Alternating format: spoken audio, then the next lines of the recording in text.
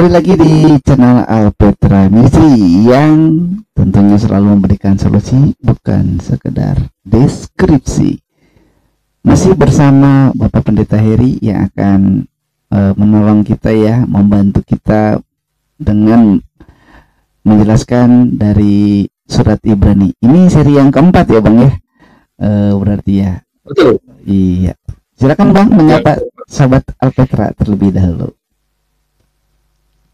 Salam sahabat Alpetra, dimanapun kita berjumpa dan ketemu lagi di seri yang selanjutnya, keempat, untuk pembahasan surat Ibrani.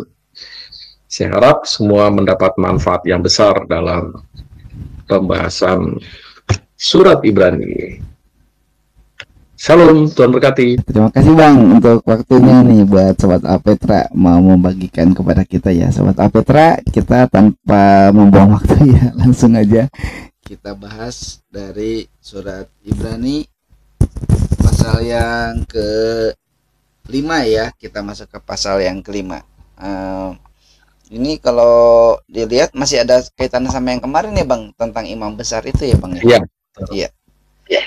Baik, kita akan melihat ya dari pasal 5 ini ada yang menarik nih. Yang pertama Bang tentang Melkisedek ya. Tentunya nanti kita akan bahas secara khusus. Mungkin secara sekilas dulu Bang tentang Melkisedek ini gimana Bang? Ya, sahabat Petra, terkait dengan Melkisedek, surat Ibrani di pasal 7, penulis memperkenalkan tokoh yang memiliki peran penting dan diperkenalkan Tuhan dalam perjanjian lama sebagai pribadi atau keimamatan yang akan menjadi perantara di era itu. Nah, untuk disandingkan dalam perjanjian baru dan merasa perlu bagi penulis ya bahwa Yesus selamanya yang menjadi imam atau perantara. Tidak ada lagi seperti Melkisedek atau di padang gurun Imam Harun dan juga anak-anaknya yang menjadi perantara kepada Bapa. Karena untuk pasal 7 di surat Ibrani, Yesuslah sebagai pengantara atau perantara ke Bapa, sehingga ketika dia melakukan pengorbanan dirinya ya, dan kita percaya karya yang dikerjakan oleh Tuhan Yesus, bukti bahwa kita ditandasahkan menjadi anak Allah, milik Allah, kepunyaan Allah, dan memiliki warisan. Dan tidak ada lagi pengantara berupa imam seperti di perjanjian lama atau pendeta di era sekarang ini ya, yang saat kita membutuhkan perantara, saat kita berdoa ya, tidak perlu lagi orang suci atau orang yang dianggap suci, diklaim suci, tetapi Yesus menjadi pintu atau perantara itu yang kita di mana langsung tertuju kepadanya. Baik Bang, nah itu ya Sobat Alpetra, nanti secara menyeluruh tentang Melkisedek akan kita bahas ya lebih lanjut. Nah baik Bang, ya, kita langsung Bang, ini yang menarik di pasal 5 ini di ayat 11 sampai ayat 14 nih Bang. Mungkin saya bacain dulu ya Bang. Ini bagus banget ya Bang ya, pasal 5 ayat 11 sampai 14. Tentang hal itu banyak yang harus kami katakan, tetapi yang sukar untuk dijelaskan, karena kamu telah lamban dalam hal mendengarkan. Sebab sekalipun kamu ditinjau dari sudut waktu sudah seharusnya menjadi pengajar, kamu masih perlu lagi diajarkan asas-asas pokok dari penyataan Allah. Dan kamu masih memerlukan susu, bukan makanan keras. Sebab barang siapa masih memerlukan susu, ia tidak memahami ajaran tentang kebenaran, sebab ia adalah anak kecil. tetapi makanan keras adalah untuk orang-orang dewasa yang karena mempunyai panca indera yang terlatih untuk membedakan yang baik daripada yang jahat. Nah ini Bang, ini gimana Bang penjelasannya dari ayat 11 dulu ya Bang ya. Katanya banyak yang harus kami katakan, tapi sukar untuk dijelaskan karena yang ngedengarnya itu yang lamban gitu. Ini gimana Bang maksudnya Bang? Ya, karena apa? Dan sahabat Alpetra, penulis surat melihat situasi dan suasana di gereja saat itu, atau orang yang percaya kepada Kristus pada umumnya dari latar belakang Judaisme, ya, Yahudi yang sudah percaya kepada Kristus namun masih melakukan tradisi keagamaan dan juga persembahan yang sama pada saat di perjanjian lama, korban bakaran, korban lainnya, sampai saat dimana mereka sudah percaya dan menerima Kristus, sehingga saat muncullah ayat di sana, banyak yang harus kami katakan, tetapi sukar untuk dijelaskan. Mengapa sukar? Karena pendengar atau jemaat umat saat itu mereka tidak memahami bagaimana seharusnya ketika percaya kepada Kristus tapi masih melakukan tradisi Torati, hukum Taurat atau kebiasaan-kebiasaan yang sebagaimana mestinya orang-orang Yahudi kerjakan, lakukan, baik secara ritual maupun secara sosial, dan sampai kepada melaksanakan ketetapan, baik itu yang diperintahkan oleh dalam hukum Musa, dan disampaikan oleh Harun, kakaknya, sampai pada kehadiran Yesus pun sudah mereka kerjakan, bahkan menjadi tradisi yang dipertahankan. Padahal Yesus sudah memperkenalkan dalam Lukas 16 ayat 16 bahwa sampai sini hukum Taurat, yaitu pada era Yohanes Pembaptis. Lukas 16 ayat 16 bahwa kirbat yang lama tidak perlu lagi difungsikan karena nanti ketika menampung anggur akan koyak, robek karena sudah usang. Nah, jadi hukum ritual menyangkut korban pendamaian, korban penghapusan dosa, atau mesbah di mana binatang yang tak bercacat dikurbankan di era Yohanes Pembaptis, Yesus mengatakan Lukas 16 ayat 16 tidak berlaku lagi. Karena apa? Yohanes Pembaptis di Yohanes 1 ayat 29 mengatakan inilah anak domba Allah. Dia tidak mengatakan ini loh binatang yang dipersembahkan. Tidak, Dia mengatakan pada orang yang menyaksikan khotbahnya di Sungai Yordan dan mengatakan inilah anak domba Allah, ayat 29 itu, Yohanes pasal 1. Nah, sampai pada Yesus naik ke surga, lalu murid-murid pada di tempatnya mereka melakukan pekabaran Injil, lalu ada surat Ibrani. Surat Ibrani ditujukan kepada mereka orang yang sudah percaya kepada Kristus namun masih melakukan tradisi hukum Musa yang bersifat simbolis, ritual, atau yang terlihat harafiah,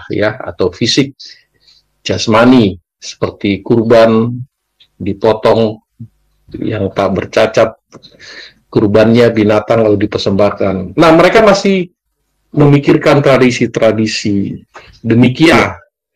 Penulis mengatakan sebenarnya ditinjau dari sudut waktu bahwa kamu sudah menjadi pengajar. Nah, kenapa? Misalkan orang yang sudah di dalam Yesus lalu bertumbuh sekian waktu ya, 1 tahun, 2 tahun, 3 tahun ya. Seharusnya pemahamannya secara rohani jauh lebih baik ya. Contoh jasa Petra, waktu Yesus bertemu malam hari dengan Nikodemus di Yohanes pasal yang ketiga. Nikodemus seorang Sanhedrin ya, atau tokoh agama dari kelompok Farisi yang paham betul kitab suci. Artinya dari sudut keagamaan atau penganut agama, pemimpin, dia cerdas. Pintar menguasai kitab suci. Tetapi saat Yesus berbicara tentang lahir baru, kenapa? Petra. Dia bilang, Guru, nggak mungkin saya masuk lagi ke dalam rahim mamiku. Itu bukti bahwa orang Farisi, Sanhedrin, atau kelompok alim ulama saat itu, mereka hanya melihat dari sisi simboli ritual atau jasmani. Yesus bicara spiritual, direspon oleh Nikodemus jasmani. Yesus bilang ayat ketiga dari pasal 3 Injil Yohanes sampai ayat 5, tidak, bukan masuk lagi ke dalam rahim. Tapi kamu harus dilahirkan kembali dari roh ya. Dan juga dari air. Artinya Yesus bicara harus bertobat loh, gitu kira-kira ya. Nah, di surat ini ya, penulis mengatakan seharusnya itu dari sudut waktu engkau sudah hidup dalam Yesus, bertumbuh, tapi kok masih belum menjadi pengajar. Ya, tapi justru kok diklonin ya.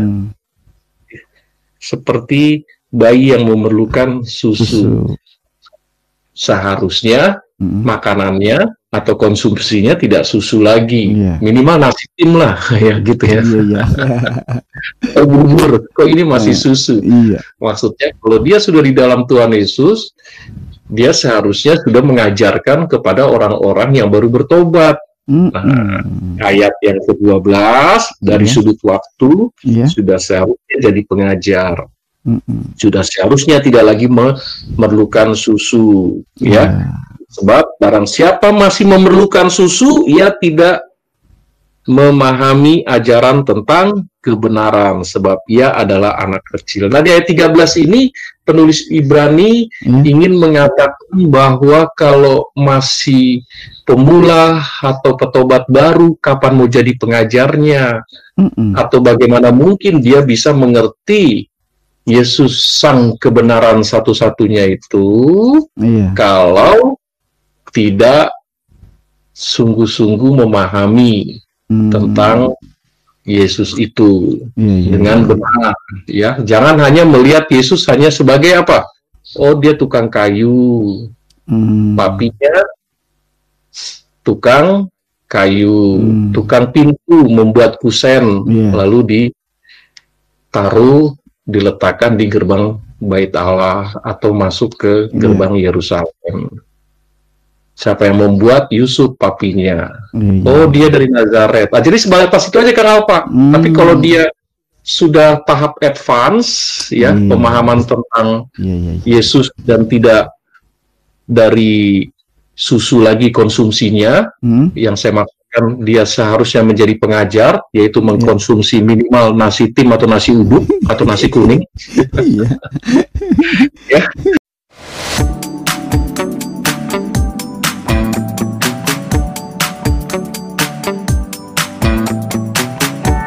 Dia harus melihat Yesus tidak hanya sebagai tukang kayu, tapi Yesus adalah Allah. Yesus tidak berdosa dan Yesus berkuasa.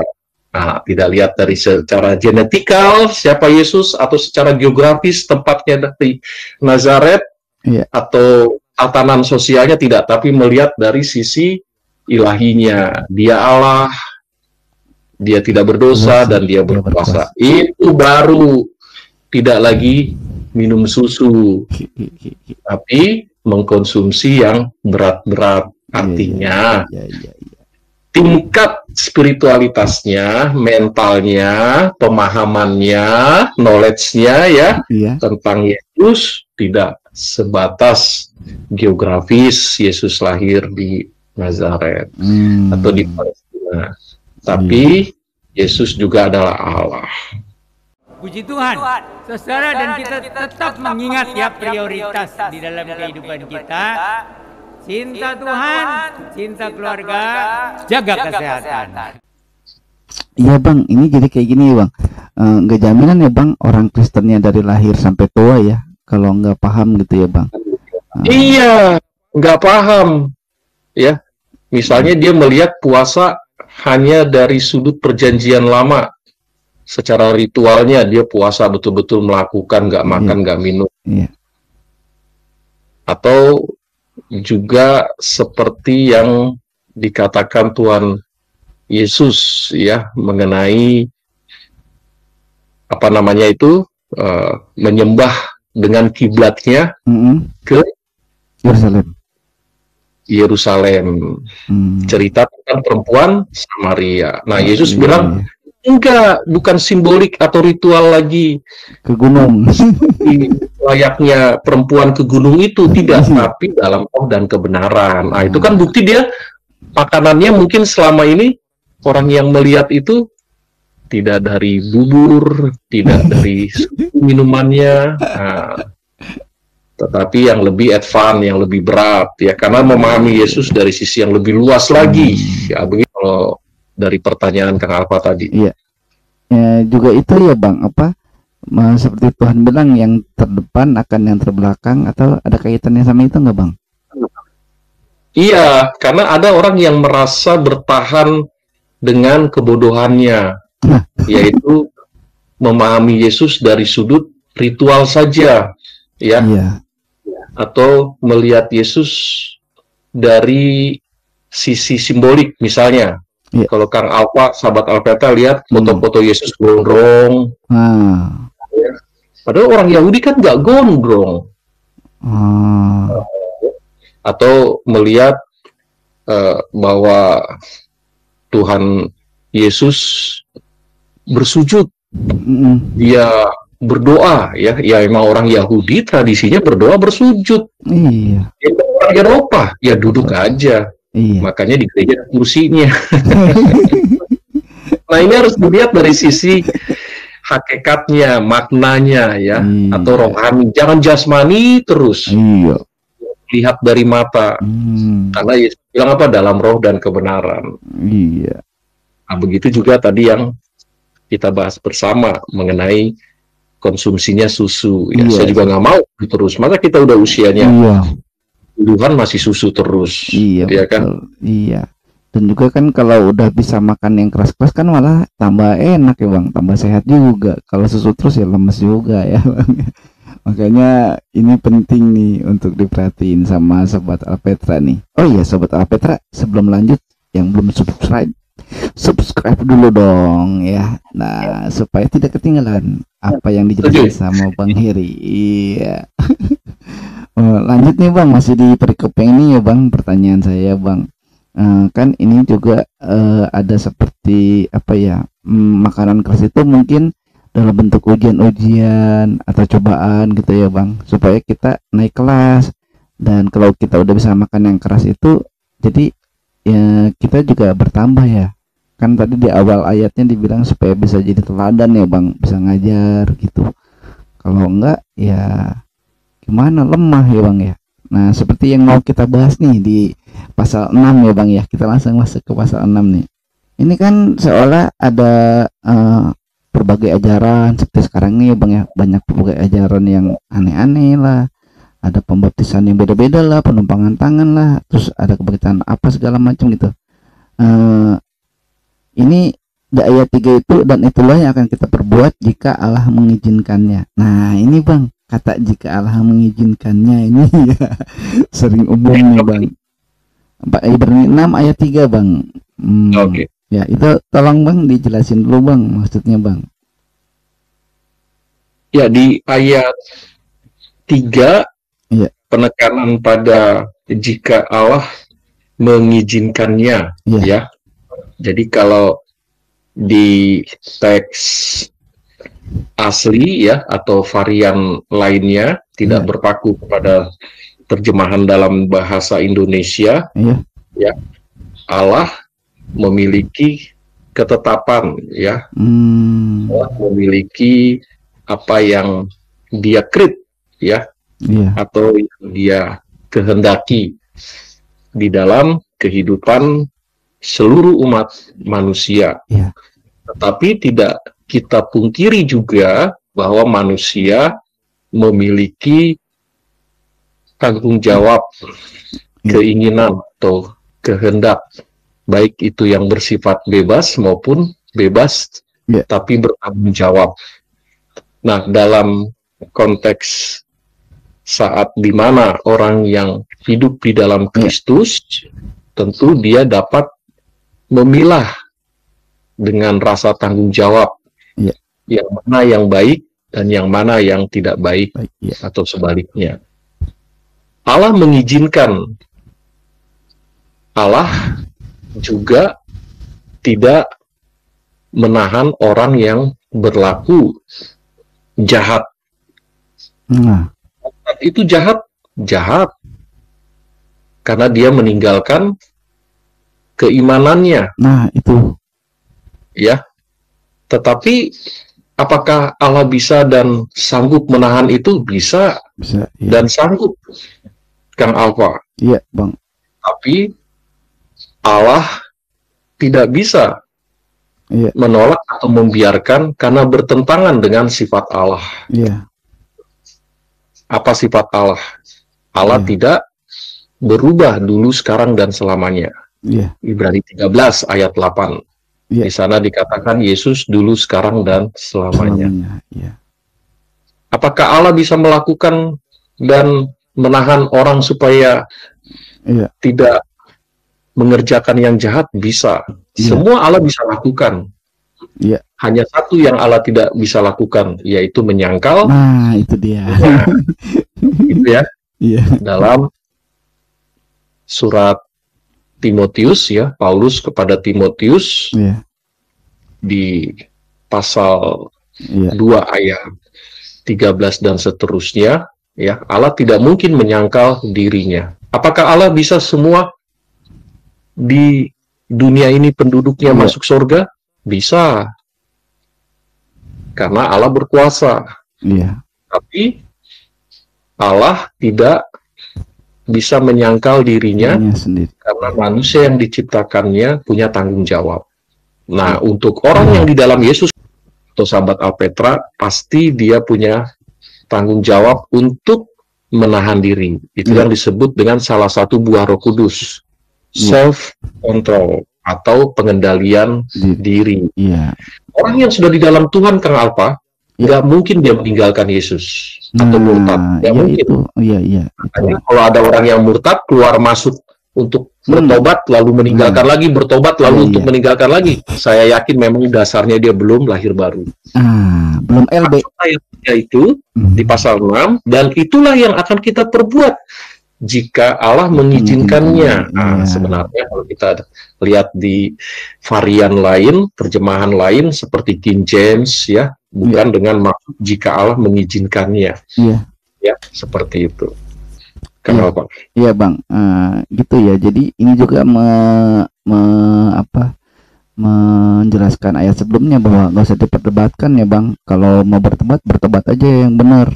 Jadi tadi Abang udah bilang jangan pertobatannya sia-sia, masuk keluar, tobat lagi, tomat ya, Bang. Yang dulu Abang bilang tuh tobat terus kumat. Ya, betul, Kang Alfa.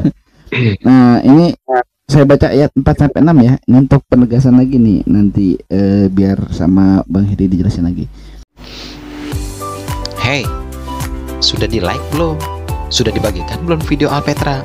Bagikan dong, masa bertumbuh sendirian aja? Temennya nggak dikasih tahu, kasih tahu lah. Masa kamu mau selamat sendirian? Jangan dong, bawa teman. Lihat Alpetra, kasih masukan buat Alpetra. Ayo bertumbuh bersama dengan Alpetra. Like, jangan lupa dibagikan. Yang penting kita bersama bertumbuh. Jaga kesehatan, cintai Tuhan, sayangi keluarga. Shalom dari Kang Ode. Sebab mereka yang pernah diterangi hatinya, yang pernah mengecap karunia surgawi, dan yang pernah mendapat bagian dalam Roh Kudus, dan yang ngecap firman yang baik dari Allah dan karunia-karunia dunia yang akan datang, namun yang murtad lagi tidak mungkin dibaharui sekali lagi sedemikian hingga mereka bertobat, sebab mereka menyelipkan lagi anak Allah bagi diri mereka dan menghinanya di muka umum. Nah itu tadi ya Bang, yang udah Abang singgung ya Bang ya. Ternyata surat Ibrani bilang nggak bisa dibaharui lagi ya Bang. Betul. Waduh. Karena prinsipnya orang yang sudah lahir baru tidak mungkin dia murtad, meninggalkan imannya, karena buah Roh Kudus itu yaitu manusia diberikan buah untuk mengendalikan, buah untuk mencintai Yesus setia. Nah, kalau dia meninggalkan atau menjauh dari Tuhan, beriman kepada ilah lain, ya, tidak akan diperbaharui sekali lagi. Jadi ini Bang, kan sekarang banyak tuh Bang yang ninggalin kekristenan ya. Ini kan dibilang murtad lah dari kekristenan. Terus dia sadar lagi gitu Bang. Terus dia kembali lagi pengen ikut Tuhan Yesus lagi. Nah kalau yang gitu berarti kalau dari surat Ibrani ini mungkin bisa aja, tapi tidak sesempurna yang awal gitu ya Bang ya. Memang ada dari pihak Kristen ya atau pendeta dengan pemahaman teologi. Nah ini nih yang bisa kembali lagi karena Allah Maha Kasih. Ya, karena Allah mencintai orang yang mau bertobat, seperti anak yang hilang dan lain sebagainya. Ya, silakan saja ya punya pemahaman seperti yang tadi saya utarakan Kang Alfa. Tapi saya yakin bahwa orang yang sudah lahir baru dia tidak akan murtad atau meninggalkan. Bahkan dia seharusnya orang yang sudah lahir baru dia martir, dia bertumbuh kembang, jangan minumnya susu terus, tapi bertumbuh dan berkembang.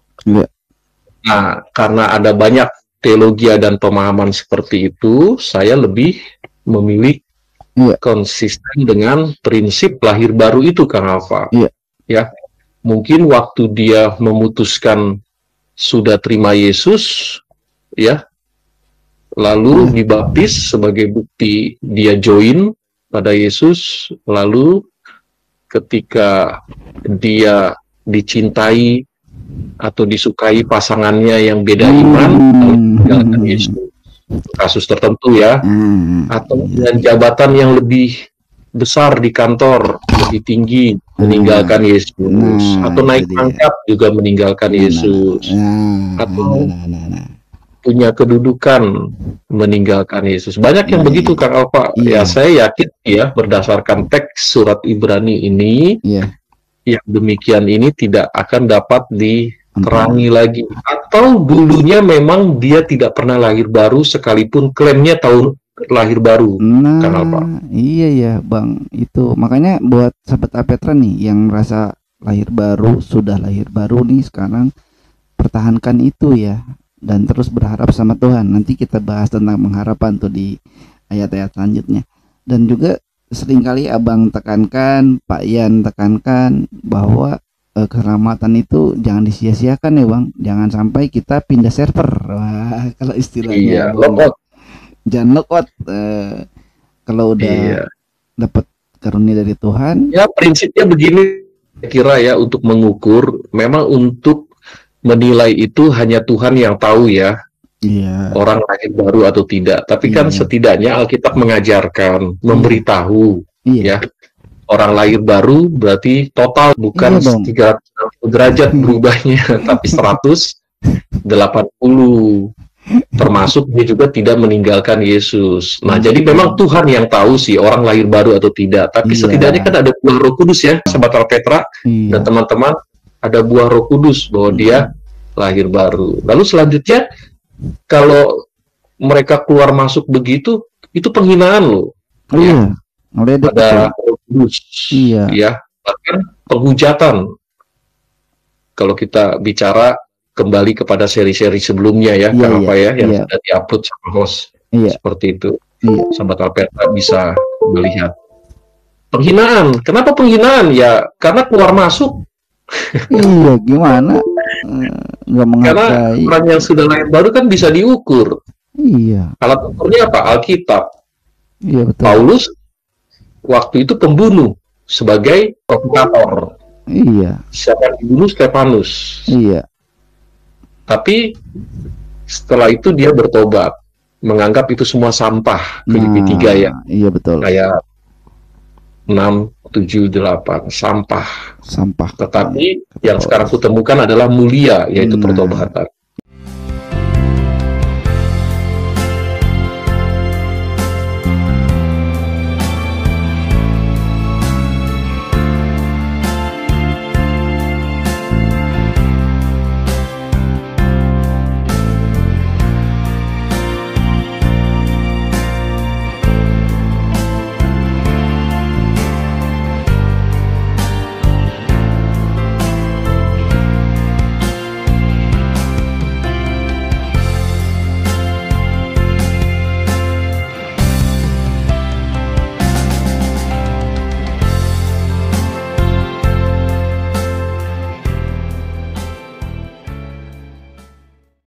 Sobat Apetra, kita lanjutkan ke Ibrani pasal 6 ayat 10 sampai 12 ya. Nah, langsung ke situ aja ya. Kita baca dulu ya. Sebab Allah bukan tidak adil sehingga ia lupa akan pekerjaanmu dan kasih yang kamu tunjukkan terhadap namanya oleh pelayanan kamu kepada orang-orang kudus yang masih kamu lakukan sampai sekarang. Tetapi kami ingin supaya kamu masing-masing menunjukkan kesungguhan yang sama untuk menjadikan pengharapanmu suatu milik yang pasti sampai pada akhirnya, agar kamu jangan menjadi lamban. Tuh tadi kan ada lamban kan, tetapi menjadi penurut-penurut mereka yang oleh iman dan kesabaran mendapat bagian dalam apa yang dijanjikan Allah. Nah, ini kita harus berharap sama Tuhan ya Bang. Gimana Bang ini? Dari ayat 10 dulu Bang. Sebab Allah bukan tidak adil. Emang Allah nggak adil ya Bang? Iya, ini bukti dari ayat yang kita bahas sebelumnya, yaitu mereka yang tidak dewasa atau mengkonsumsinya susu terus seharusnya menjadi pengajar. Dan dibukti di ayat yang tadi Kang Alpa baca, 11, 12, lamban. Ya. Progres pertumbuhannya lamban sekali. Ya, karena konsumsinya susu. Nah, terkait dengan orang yang sudah di dalam Tuhan, kok masih saja melakukan tradisi ritual keyahudian. Nah, itu sebabnya dengan ritual yang masih bertahan, akhirnya apa?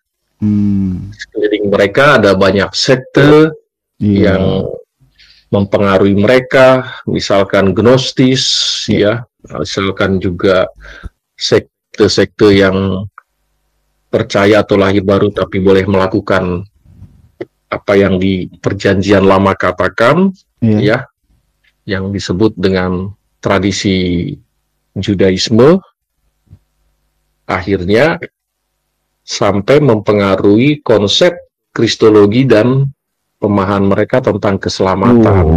Oh, jadi keselamatan itu bisa juga karena ritual, karena usaha. Oh, jadi boleh keluar masuk, ya, lock-on, nanti masuk lagi, lock-out, masuk, lock-out, keluar lagi. Oh, jadi tidak melalui keimanan kepada Yesus, bisa juga sinkritis, atau Yesus menjadi salah satu, selain juga percaya kepada tradisi-tradisi yang ada saat dulu mereka hidup dalam konsep Torati, ya, atau hukum Musa. Nah, di ayat 10 tadi, bukannya tidak adil sehingga ia lupa akan pekerjaanmu, kasihmu, ya, usahamu dan lain sebagainya, ya. Tapi pemahamannya masih bergeser, keliru tentang siapa Yesus, ya, dan apa yang karyakan, kerjakan, ya, sampai penulis Ibrani menegaskan dan mereview tentang Melkisedek, ya karena dilihat ada tradisi yang sangat di mana keimaman menjadi peran penting, padahal Yesus sudah menggantikan semuanya waktu dia mati. Bait Allah terbelah kan, Kang Alfa dan sahabat Alpetra, dan juga bukti dia yang ditunjuk Allah sebagai Mesias, selamat. Pada waktu itu gempa bumi, Yesus mati. Semua ketakutan, gelap gulita, gelap, ya. Jadi semua ngeri seperti itu. Nah, itu bukti ya bahwa dia adalah Mesias yang dijanjikan itu. Nah, tapi karena pemahaman orang yang dari kelompok Farisi lalu dia bertobat masih kerdil konsep kristologi dan soteriologinya, akhirnya mereka mampu dan mudah terjadi lamban, bergeser, bahkan ada yang meninggalkan loh Kang Alfa keimanannya. Itulah disebut dengan murtad. Yesus tegas ya, apa yang dipahami oleh penulis Ibrani ini menunjukkan ketegasan Yesus agar kamu agar kamu jangan menjadi lamban tapi menjadi penurut-penurut. Udah turuti aja lah ya. Turuti aja lah apa yang sudah dijanjikan Allah, dikerjakan oleh Allah ya, betul. Supaya kamu bisa memahami rahasia itu ya.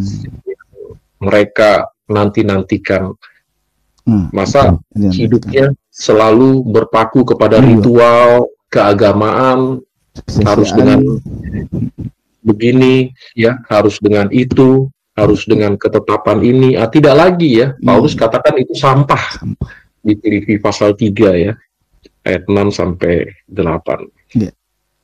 Nah, Bang, ini kan di sini ada juga tentang janji Allah ya, Bang ya. Dengan tadi kalau Abang udah jelasin itu. Nah, di sini kan ada dicontohkan Abraham menanti dengan sabar gitu. Di ayat yang sebelum ayat 16 atau ayat 15 ya, Bang.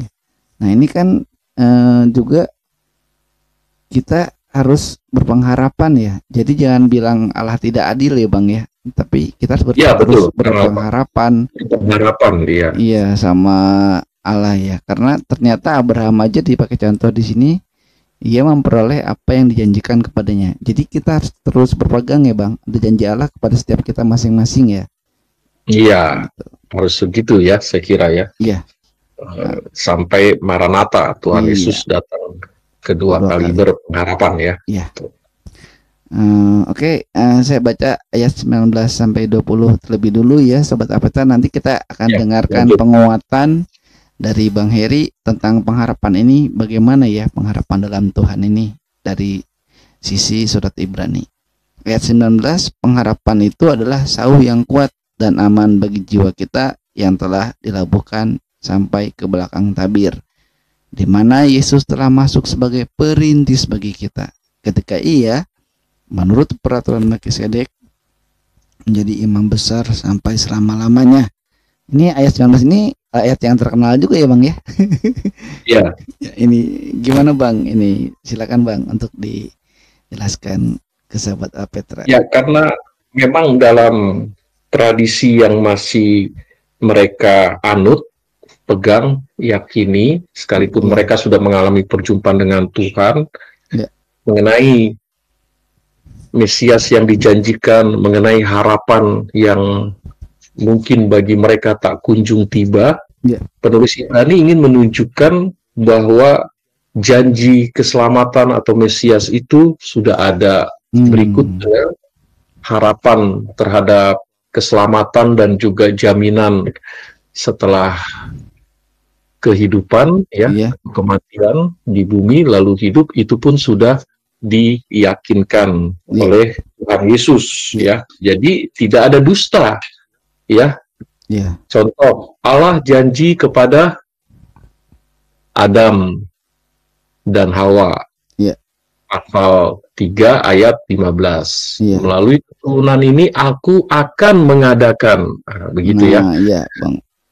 mengadakan perjanjian, ya, akan mendatangkan keselamatan. Lalu kepada Nuh juga, ya, Betul. Allah berjanji melalui keturunan nanti dari Sem, ya, anaknya kan 3 ya, Yafet, Ham, dan Sem. Dari Sem nanti akan muncul, ya, bangsa yang besar dari keturunan Abraham, ya. Abraham punya bapak, ya, Terah, ya, lalu Abraham, Ishak, dan seterusnya, sampai datang tunas Isai, juru selamat, ya, dari garis yang dijanjikan Allah kepada Adam, pada Nuh, Abraham, Ishak, Yakub.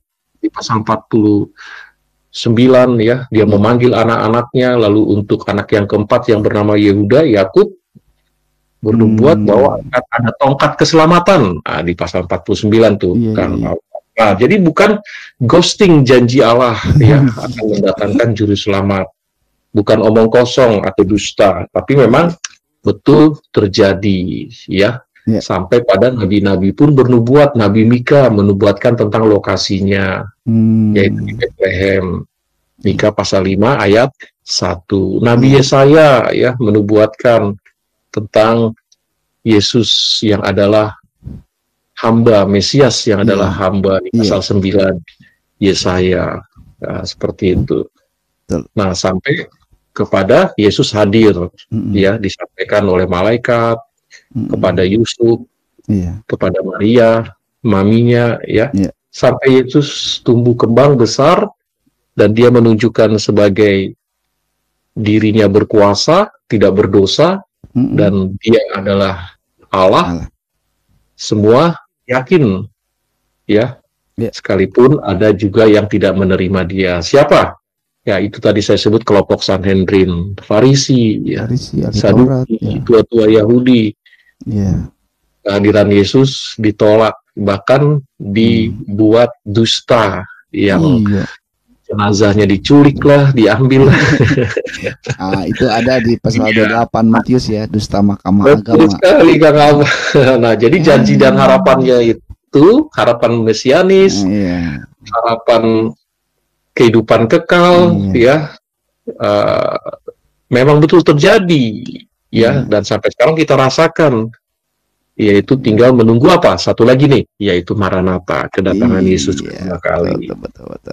Dan dia menjadi hakim, bahkan kita dan turut menghakimi dunia. Kenapa? Janji Tuhan juga. Nah, nanti mereka yang menolak Yesus, mereka yang melecehkan Yesus, mereka yang mempersekusi murid-murid Yesus dan kita pengikut Yesus, bayangkan di hari akhir nanti kita ikut menghakimi mereka. Wah, luar biasa. Ayo, sahabat Apetra, mau dihakimi apa mau ikut makanya jangan log out, jangan pindah server.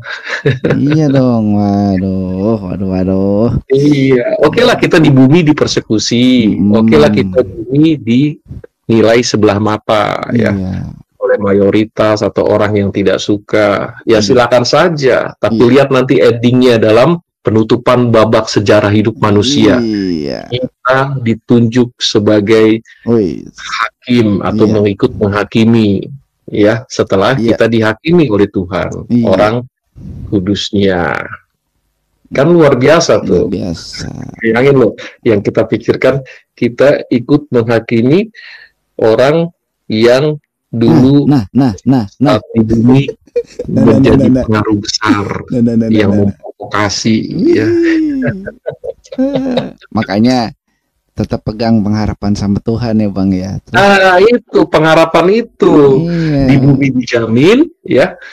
Artinya tidak akan tergeletak, ya. Seperti itu. Nggak apa-apa, dibilang miskin nggak apa-apa. Yang penting cukup bisa makan. Nah, itu janji dan harapannya. Ya. Yaitu bahwa dia tidak membiarkan kita tergeletak. Wah. Iya, dan juga Ya. janji Tuhan itu Tuhan Yesus apa? Aku akan menyertai engkau sampai sampai akhir zaman. Kalau pengikut Yesus, kita nih sahabat Alpetra masih hidup sampai akhir zaman. Iya, Nah, kalau udah mati pun syukur, karena setelah mati kan ada kehidupan. Oh iya dong, kita tuh tidak mati bersama Tuhan Yesus. Iya, kita itu hidup kekal karena Allah kita adalah Allah yang hidup. Wah, jangan takut. Wah, ini luar biasa nih Bang, pembicaraan kita di eksposisi kali ini ya Bang ya. 2 pasal. Iya, kenapa? Iya, 2 pasal nih, puji Tuhan ya, sahabat Alpetra, terberkati ya. Banyak hal tuh. Dari kalau yang saya catat di sini, dari mulai poinnya itu bahwa yang paling penting itu jangan log in log out, kata abangnya tadi ya. Terus juga kita harus terus memegang teguh janji Tuhan. Terus tadi yang dari awal ya, diingatkan sama abang tuh, kita harus menjadi dewasa secara rohani biar kita bisa mengajarkan orang lain melalui kehidupan kita pribadi.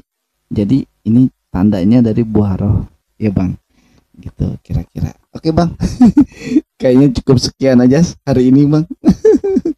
Sudah ya, nanti kita sambung lagi sahabat Alpetra. Yang penting setia terus dalam mengikuti pengajaran di Alpetra Ministry ini. Semoga bermanfaat.